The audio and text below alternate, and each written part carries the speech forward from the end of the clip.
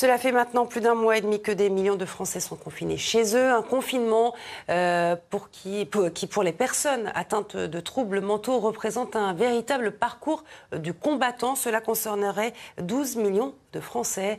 Reportage de Nadège Abderrazak.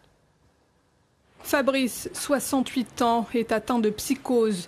Depuis l'installation du confinement, il n'est plus en mesure de se déplacer pour se rendre à ses rendez-vous médicaux. Cloîtré, isolé et mis à l'écart, il essaie de passer le temps comme il le peut. J'habite un studio là-haut, la fenêtre ouverte. Il est tout petit et j'ai 22 mètres carrés. Et je me distribue entre la lecture, regarder la télévision ou me reposer. Faire une sieste.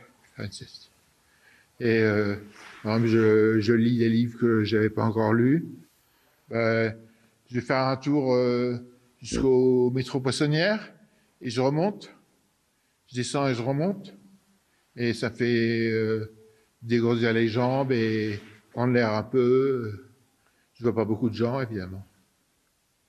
Mais c'est un mince... c'est un pis-aller par rapport à ce qu'on faisait avant, c'est-à-dire qu'on se voyait beaucoup entre amis, quoi. Un quotidien transformé, un accès aux soins limité, l'anxiété créée par le confinement a un impact plus important sur les personnes souffrant de troubles mentaux et peut même provoquer des mises en danger. Il y a des formes de décompensation qui peuvent être violentes.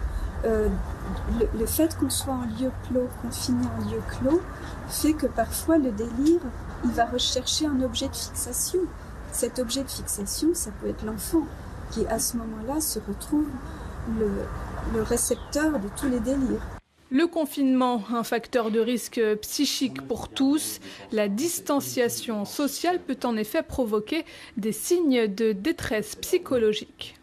Il suffit d'un traumatisme nouveau dans sa vie, et ça peut être le confinement, pour que se révèlent des états dépressifs ou des états anxieux. Il faut une attention particulière à la santé mentale.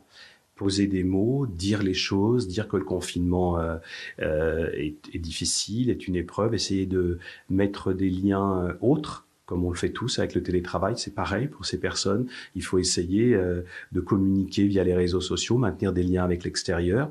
Une situation qui pourrait ne pas s'arranger au 11 mai, date de la fin du confinement, et pour cause, le gouvernement appelle à favoriser le télétravail autant que possible après cette date.